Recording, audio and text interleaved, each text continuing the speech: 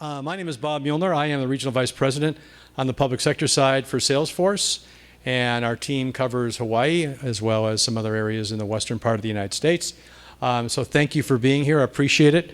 I've been with Salesforce for approximately 9 years. Prior to that, I was with Oracle and worked quite a bit here at the state of Hawaii with the Oracle team back then.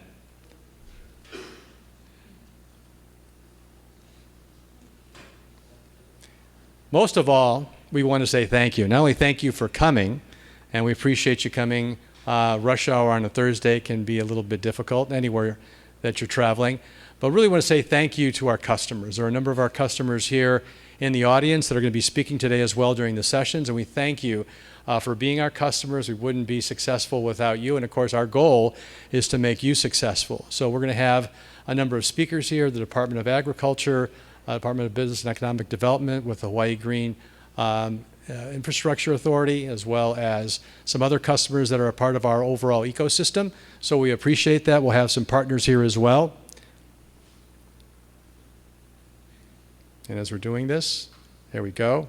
Let me get back a little bit here.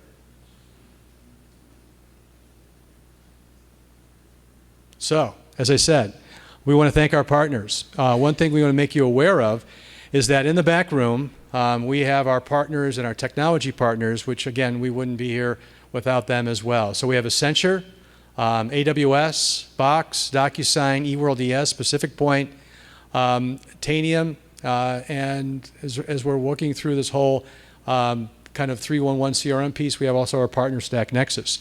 So we're going to have some sessions up here where we actually have SIs speaking about how to implement Salesforce, best practices around that, as well as our technology partners like AWS and Box that speak to how we can integrate into those systems and be able to build those applications much more rapidly. So we're going to go through our agenda today. We're going to have a very robust agenda.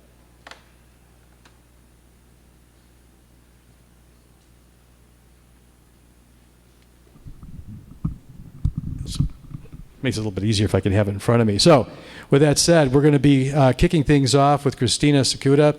We're going to be having then a keynote from our friend Paul Tatum, who's the Senior Vice President for Salesforce, and we'll be getting into a number of customer demonstrations from the Department of Agriculture, from HMSA, from our healthcare team, and as I said, talking with our partners and speaking to you exactly how you can better partner with us and how we can better partner with you. So we'll have an opportunity to take a break mid-morning. Then we're going to have lunch served, so that food will be here. You can take it out underneath the tent, be able to network through here, meet with other folks. We'll have another break mid-afternoon, and then at 3:30, we're going to have an opportunity to be able to have some more networking, have some poo-poos, have some adult beverages. The other thing I also want to stress, too, is we recently had a hackathon, and for those of you that have been following the Hawaii Annual Code Challenge, is that ever since Governor Ige took office, he really wanted to support this effort of developing a kind of a feeder of students that could then help develop technology here in Hawaii and be able to provide that kind of transformational approach when it comes to technology and really making that local. And so with that in mind, we partnered with the governor, and so the last 8 years we've been participating. But for the first time, there actually was a low-code, no-code category. For those of you that are familiar with technology, you know, coding, whether it's in Adobe, whether it's in Python or Ruby or Java or .NET, it really is taught fundamentally in a computer science environment within schools.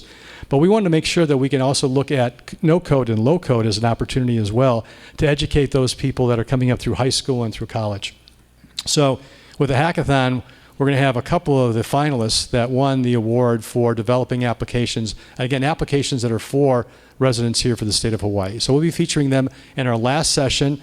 Some of them, they may be coming afterwards because they have to still go to school, and school gets out around 3:15, so we want to be conscious of that as well. So we would definitely want to make sure that we can honor them. So we appreciate them participating. So with that said,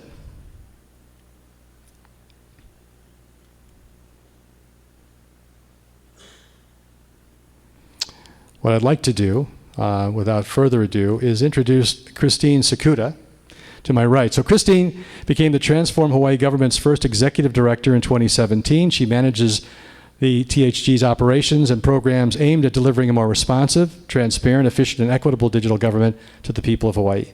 And prior to joining Transform Hawaii, She was the executive director of the Hawaii Health Information Exchange. She's an executive committee member of the True Initiative, and we want to thank True for the opportunity to be here in the Sandbox, and serves as a member of the State of Hawaii's Information Technology Steering Committee.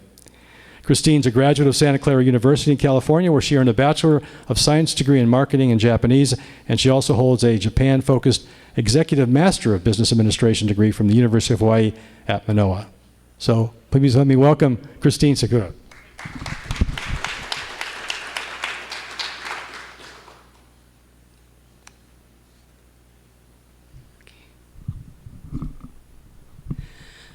Aloha. Nice to see so many familiar faces today. We're running a little bit behind schedule, so I'll keep my comments brief and see if we can get back on track again. Thank you, Bob, for the warm introduction, and to the Salesforce team for hosting this event.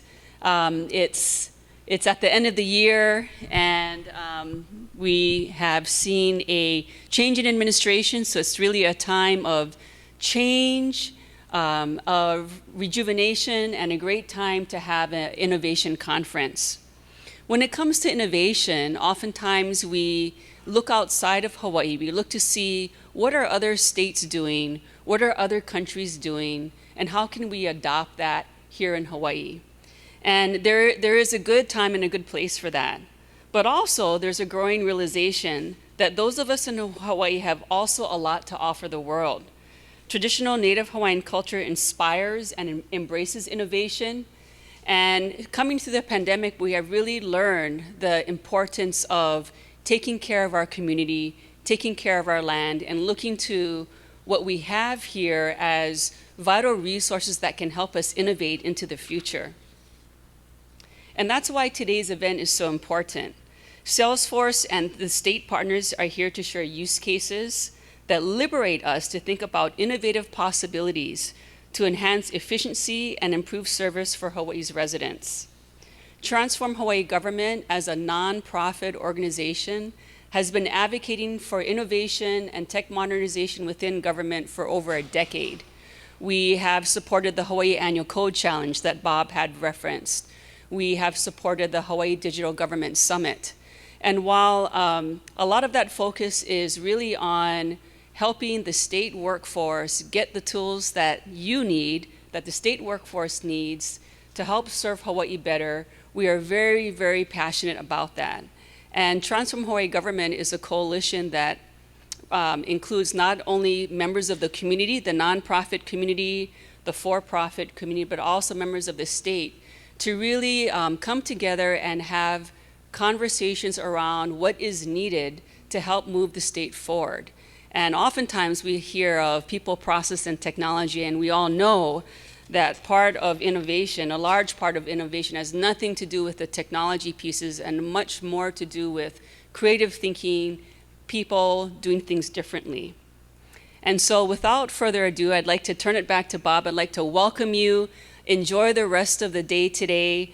Please listen to all of the use cases and just absorb where the opportunities are. Thank you very much.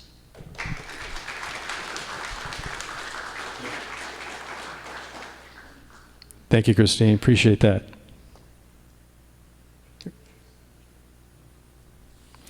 So, this next gentleman, Paul Tatum, I've known Paul for a number of years, has been very instrumental in what we do at Salesforce. Paul leads our public sector solution engineering team with responsibility for overall technical direction, architecture, and solutions around the world when it comes to public sector.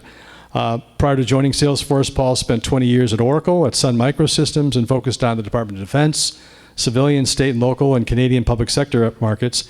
And during his tenure, he helped customers successfully architect and deploy solutions for some of the most complex business and IT challenges that we face in public sector over the course of these last 20-some years, right, Paul? Paul holds a BS and MS in computer science from George Mason University, and Paul and his wife live in Northern Virginia. So, Paul, thank you very much for joining us.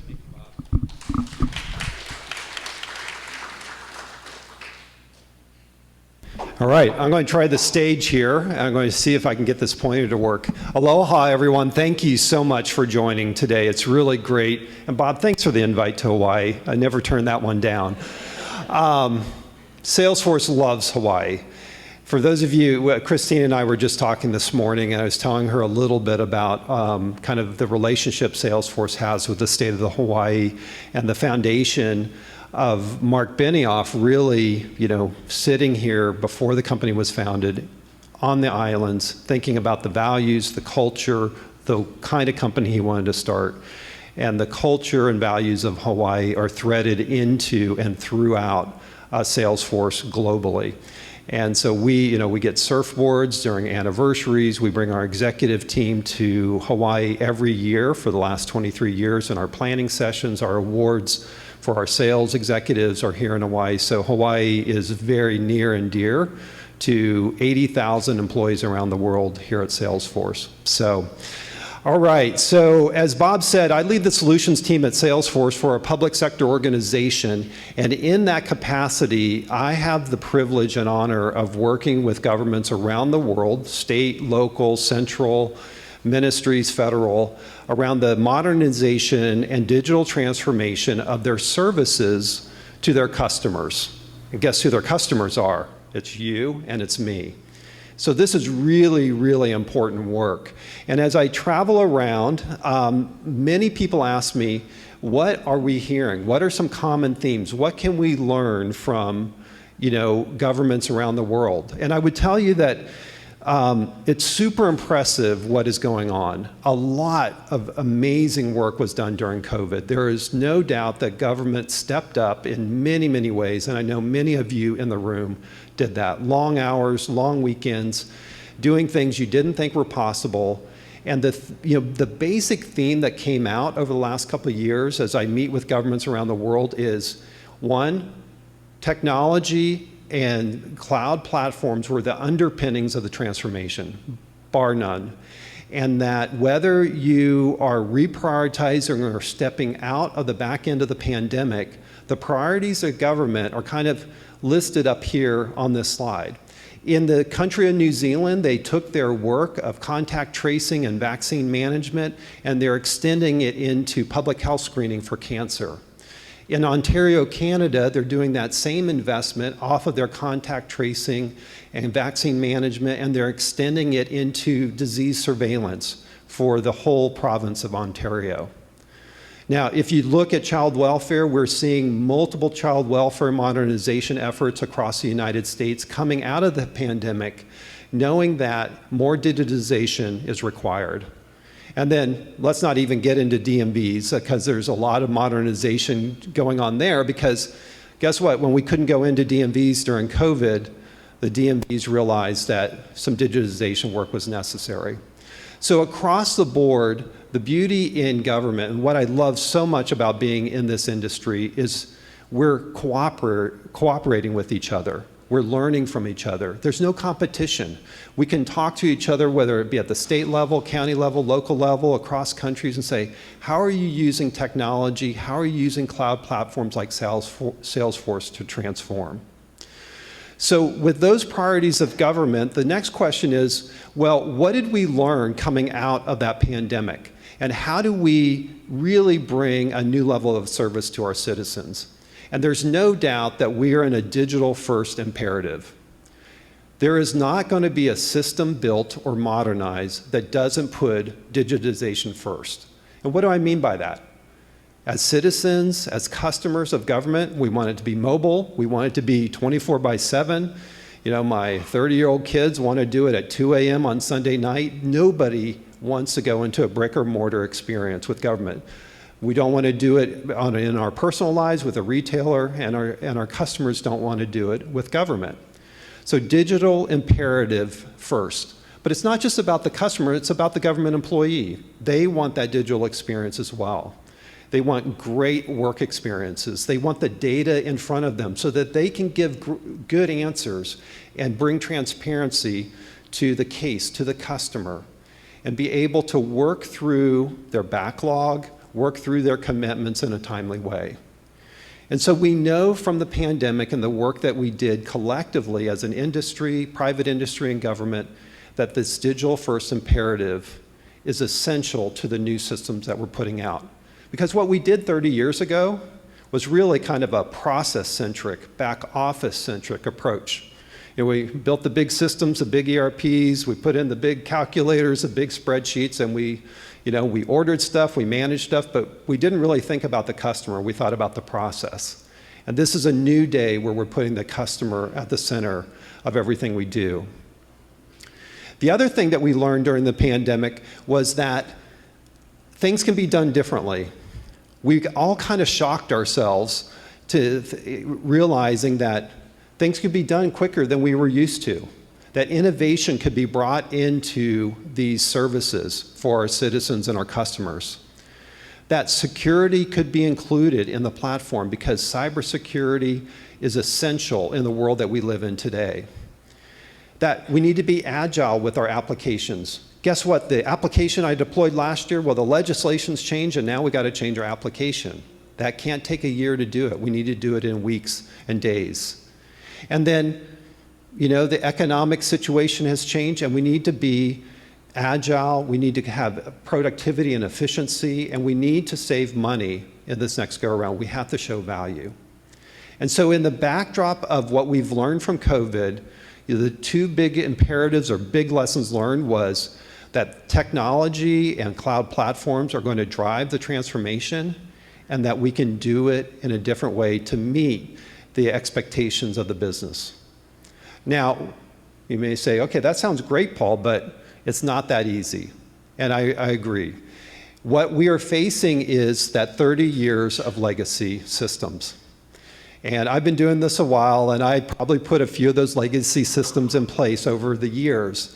But it has created a situation for us when we want to modernize, when we want to provide better services to our customers. We're like, wow, we have a bunch of data silos. We have multiple applications. We have disconnected experiences.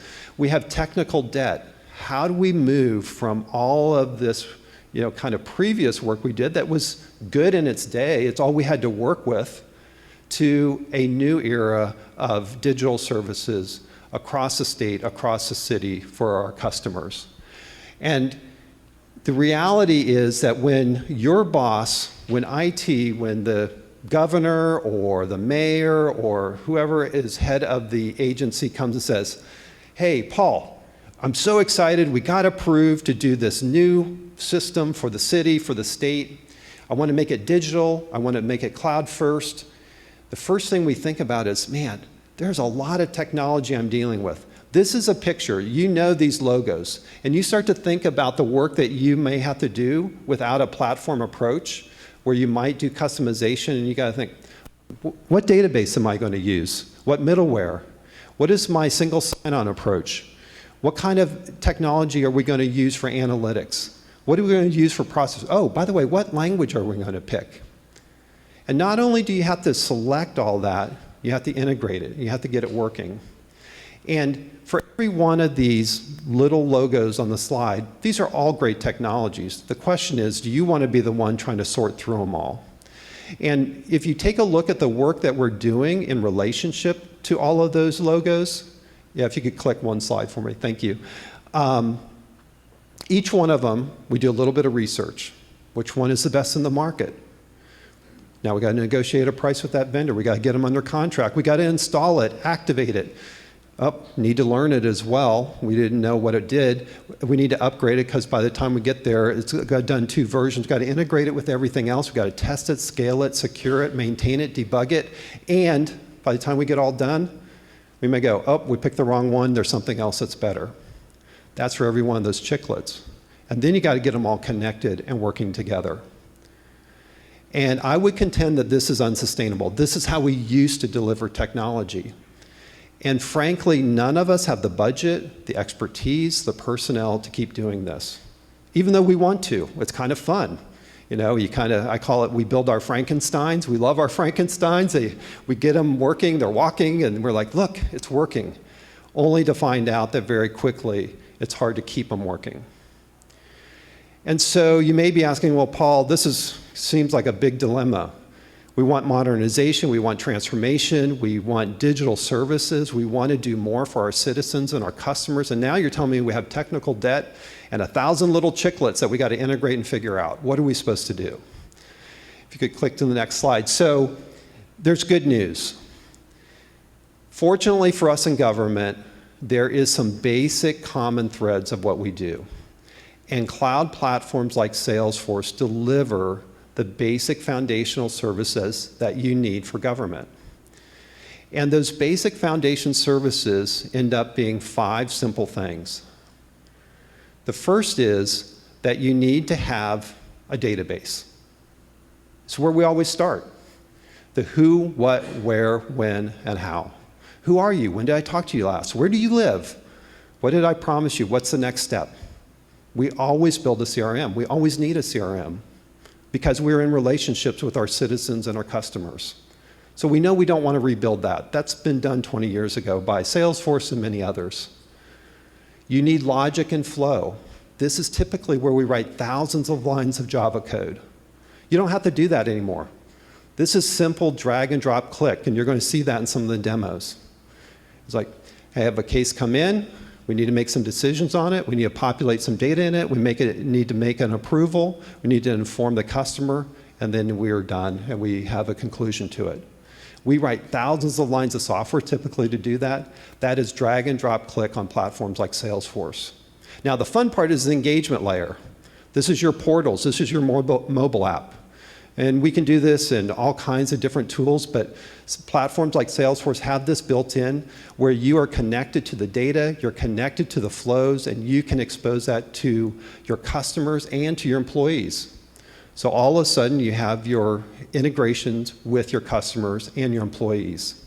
Now speaking of integration, every system, every state has multiple data silos, multiple data lakes around the state, and you're like, you know, if I'm DMV, I need to talk to a couple of different agencies, touch base with them, connect with them, pull data from them.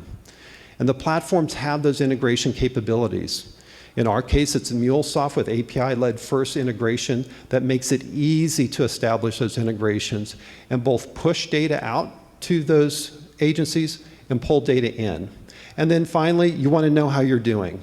The analytics, the ability to report on, inspect, and distribute KPI data on the program that you're working with.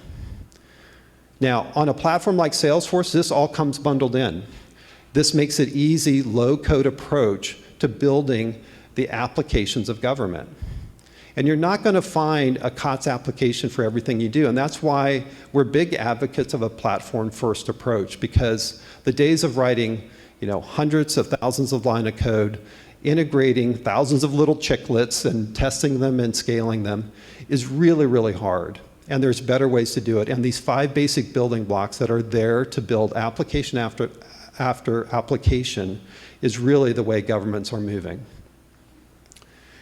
And when you do that, that's when you start to be able to provide the digital experience that we are trying to deliver to our customers. Because you know, when you think about the digital experience, it's moving really fast, right? I can't actually predict for you in 5 years what the digital engagement tool of choice will be for the next generation.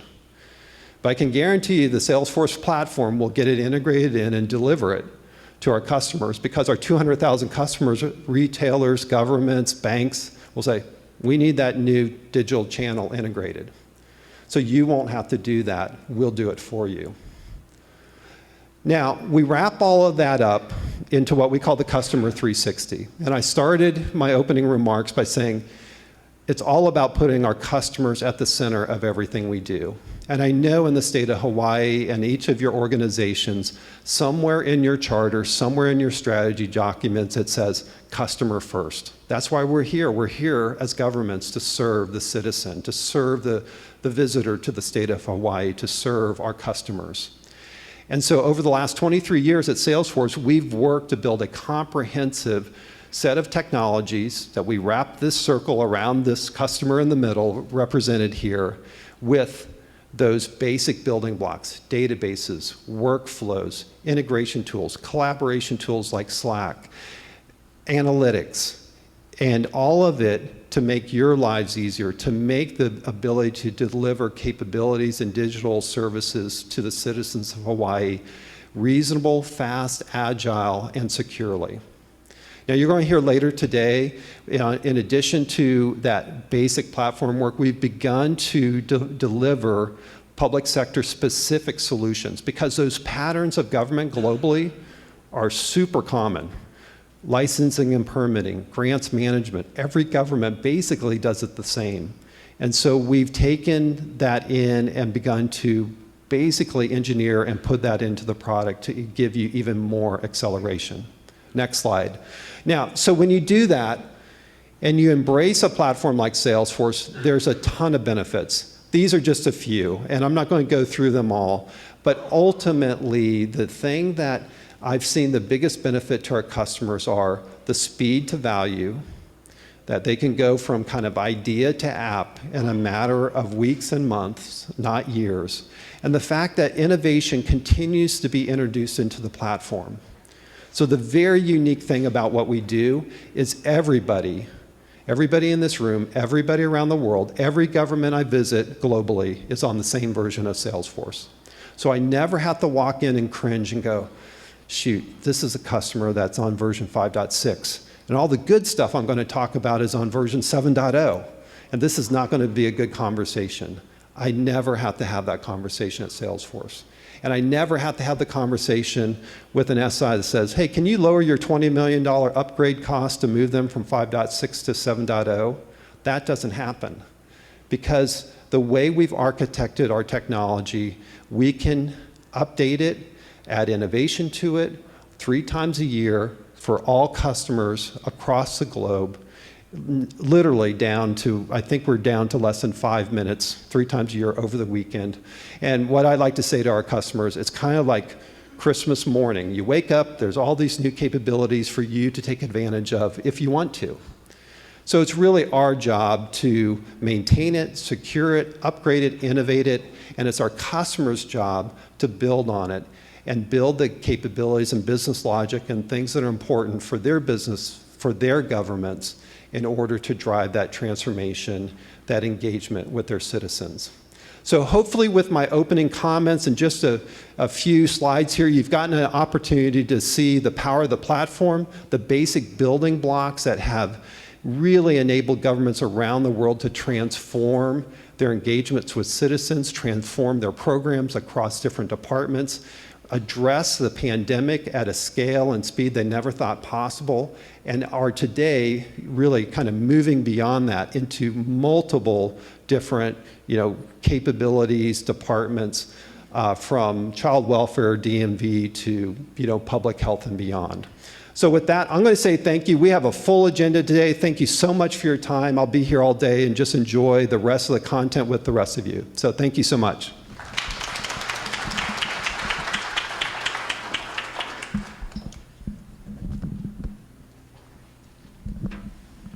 Thank you, Paul. Appreciate that.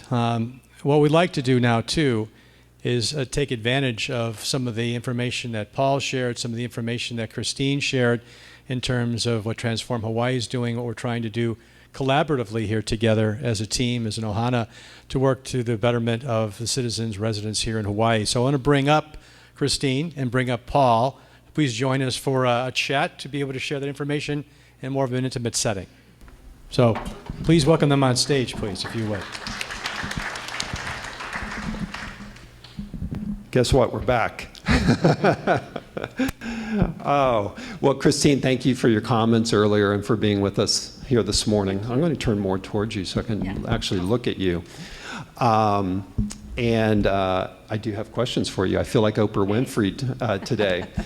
So Christine, Transform Hawaii is doing so much great work across government today. And I'd really like to know and have you tell the audience what stands out for you as one of your proudest moments for the organization. Well, thank you. Thank you very much. And there's so much great work happening, it's difficult to choose. But one of the things we did, we are excited about this past year, was that we actually supported a bill that passed for a chief data officer and a data task force that sits underneath the state CIO. And so one of the things we learned through the pandemic, and you alluded to this, Paul, in your presentation, of the importance of data, having the right kind of data, being able to use that data to make informed decisions. And while we have have had wonderful CIOs, most recently Doug Murdoch, we don't have a chief data officer, and we don't have a deep bench of leadership that can really help steer the state and help steer the community towards that. And so that's one thing that we're very proud of that happened recently. And then the other is we were big advocates for replacing the state's 40-year-old enterprise financial management system. And so you mentioned legacy products and the ERP, and the state is part of the way there and still has more work to do. But I think that's considered as the most critical technology modernization effort that is going on right now, because it impacts all of the departments. Yeah, nothing like replacing the 40-year ERP system. Well, speaking of change, it's tough for governments to change. Yeah. How do you build the right mindset in government to promote change? And, like we talked about, did COVID help accelerate it? Yeah, thank you. As I mentioned earlier, Transform Hawaii Government is a nonprofit organization. We're not contracted with government, but we are advocates of IT transformation and modernization. So one of the things we try to do, Paul, is we try to listen very carefully to what is going on across the departments. What are the challenges that employees are having when it comes to modernization, and how can we help amplify the challenges, help to address the concerns, and really help to be advocates of the employees and the programs that they serve. Change is hard. It's hard for any organization, that includes within state government. They've been working very hard through the pandemic. And so it's really just trying to listen very carefully and be very empathetic to how the employees have served and what do they need to be successful. I think empathy is a key part of change and helping people through it. So speaking of change, you mentioned to me earlier that change happens at the speed of trust. Mm-hmm. And that trust is earned in small moments. How are your modernization efforts in the government helping build trust across Hawaii with your customers? Well, we do believe that change happens at the speed of trust. And for Transform Hawaii Government, even when I first started with the organization 5 years ago, we worked very hard to try to set up meetings with the directors, but not only the department directors, the deputy directors, and the people that are actually leading the programs within government. And sometimes state workers put on a brave face because they don't want to air their dirty laundry or to really share what the challenges that are going on within government. And I think that's related to trust. And we don't want to be that kind of community organization that when there is a challenge within government, that it's in the front page of the news and why, how come all these things are going wrong? Because everyone's trying their best. And so we really try to, again, be very empathetic and support the hard work that's happening. Modernization in state government is like just one big innovation effort. You try and you iterate, and how can we kind of continue to create safe space for that, because no one has all of the answers. And so the little things that we do is we try to meet with the different programs that are implementing modernization work, try to understand where those challenges are. So one example of that is we've heard that there is a challenge with electronic contract review and approval process across state government. And this was with the Department of Transportation, that are big IT advocates. And when the contract leaves that department and it needs to circulate around governor's approval, budget and finance and DAGs, no one's really quite sure where the contract is. And so we brought all of the departments together to have the same conversation in a safe space of where are the challenges and what can we do. And honestly, there was a lot of good conversation in that, but that was put to the side because of the thought that those things will actually be discovered and uncovered and worked on through the Enterprise Financial Management Modernization Initiative. So those are just small examples of having the patience. Change takes time. It takes time to build trust, and really we need to afford ourselves the time to do that. It reminds me, as you said, iterating, through those implementations and bringing people together, and it's that trust that's built in the small moments. That's our experience, I think, in our personal lives, with our children and our friends, and the same goes with government, with their customers and us as citizens, kind of in those small moments doing what you say, delivering when you say you're going to deliver and what. So that's great. Well, we've both have talked a little bit about technology this morning, and I'd like to know your perspective of the role that technology plays in modernization and building trust, kind of both sides of the coin. Well, technology is an underpinning of, I oftentimes look at it as the mauna or a mountain, and technology is an underpinning and a foundational layer to modernization and to leveraging data. And so that has to be there in some form or another. But the real value and the real benefit comes from the people that are using that data, using that information, and using a process and a workflow that really works for them. And so technology is a pillar of that, but I do think we need to place more emphasis on the people that are using those systems and the customers that are being served by that, which are across the departments and programs and also with the community. And so I just wanted to go back to building trust in small moments, is that one of the things Transform Hawaii government feels is important is we invite the people that are leading modernization efforts to talk to the community. Because the community members are really, I think, the biggest advocates of modernization, and we don't have that conversation often enough. That when you get people in a room, the nonprofit organizations that are contracting with government, that have challenges with the contract process or the procurement process, they are your biggest advocates. They want to be a part of the change. They want to be a part of how do we make the system better, and I don't think we have the conversations often enough. And so we really strive to have those little small moments of really just taking the time to understand each other, because we're all part of the same community. I'm smiling because it comes down to people, right? Technology obviously is an enabler, but it comes down to, use words like, collaboration, communication, connecting, and all of it wraps together to create trust, which is so important in government today. Well, speaking of technology, at some point it has to be implemented and it has to be built. And many governments are challenged to attract and retain IT expertise. And it makes it difficult to modernize and introduce new innovations. How are you addressing the workforce gaps that exist in government? And if you have the answer, I'll take it on the road with me. Right. So, well,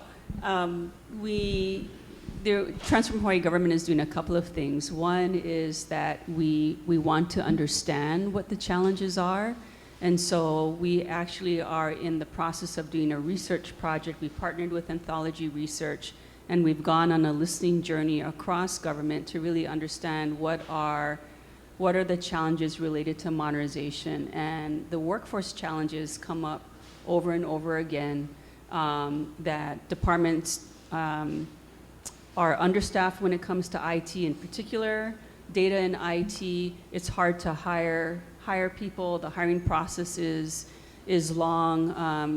IT is competitive, and so if you're 3 months out or 6 months out, and someone told me today 3 months is a short amount of time it takes to hire someone. It's really trying to understand why are those challenges there, and if they are systemic challenges that have been there for many, many years, what kind of commitment can we have collectively, especially with the new administration, to really start to unpack that? Because if we don't have the right people supporting the modernization efforts, then we can't have modernization. And so we again try to advocate for that, try to listen, and then share that back with the new administration, share that back with the employees. This is what we've heard, is this correct? What can we do as an advocate to help you move this issue along? And again, community members are also big advocates too, because they're the ones that we're serving collectively.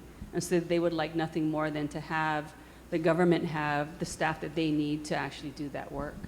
Yeah, making sure the governor knows how important it is a big deal. And, you know, one of the things I found in my travels is providing the tools and capabilities, technology for those workers is very attractive. You know, those young technologists, you know, they look at the job description and go, wow, there's COBOL and Fortran on there. I don't think I want to work there. Or, you know, there's cloud technology, there's modern technologies. That looks interesting. And at Salesforce, what we're trying to do is just lower the barrier to entry, you know, through low code, so that we love computer science, but not everybody does. And yet we need to attract IT professionals from all walks of life. And we believe cloud platforms can do that.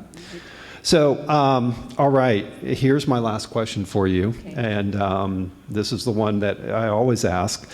What advice would you give those of us in the room who are in government or working with government as we help them transform and modernize? If you were going to give this room one piece of advice, whether they're government or industry, how can we help most? I think what comes to mind right now is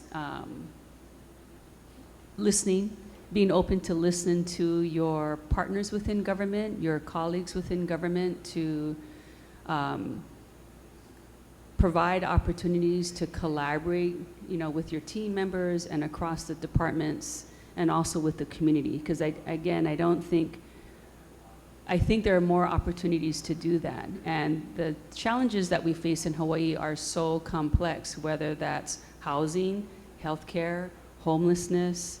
You know, there's a housing crisis in Hawaii.